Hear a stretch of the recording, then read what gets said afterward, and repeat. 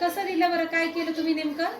म्हणलं ते चांगले आहे ते म्हणे आम्हाला कशाला औषध देता, हा कशासाठी औषध पाहिजे ते म्हणते. म्हणलं त्याच्यामुळे मी काय केलं, त्याला वाचतील म्हणून त्याला चिकटपट्टी लावली डोळे. अँटी एडिक्शन ड्रॉपला चिकटपट्टी लावली, लावली. म्हणजे त्यांना कळू नये का हे व्यसन मुक्तीचं हा प्रोडक्ट आहे किंवा काय. हा मग काय म्हणून दिलं तुम्ही, पाण्यातला ड्रॉप वगैरे नाही आहे? म्हणजे ते दिसलं लगेच सोडून दिली, दिसून गेलं नाही.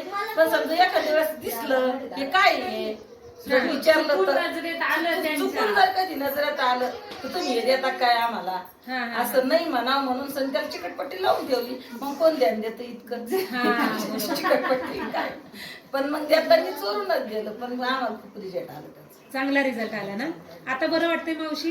मग आता तुम्हाला अशी इच्छा आहे, चेहऱ्यावर स्माइलच आली. मग आता तुम्हाला अशी इच्छा आहे का मावशी, जसं की आपल्या घरातलं व्यसन सुटलं तर इतर लोकांच्याही घरातलं व्यसन सुटलं पाहिजे?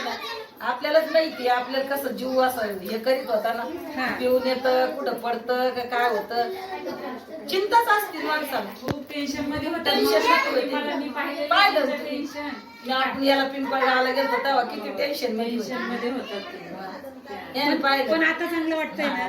मग आता काय करायचं आहे मावशी, फक्त 4 ते 5 महिने तुम्हाला हे फक्त कंटिन्यू करायचं आहे. आणि तुमचे जे नातेवाईक आहे, आजूबाजूचे आहे, शेजारी पाजारी आहे, तर त्यांच्या ज्यांच्या घरामध्ये हा जो प्रॉब्लेम आहे तर त्यांना सुद्धा तुमचा स्वतःचा रिझल्ट सांगा, म्हणजे त्या लोकांच्या सुद्धा घरामध्ये जी लोक व्यसनाधीन आहेत तर त्यांचं पण व्यसन सुटेल.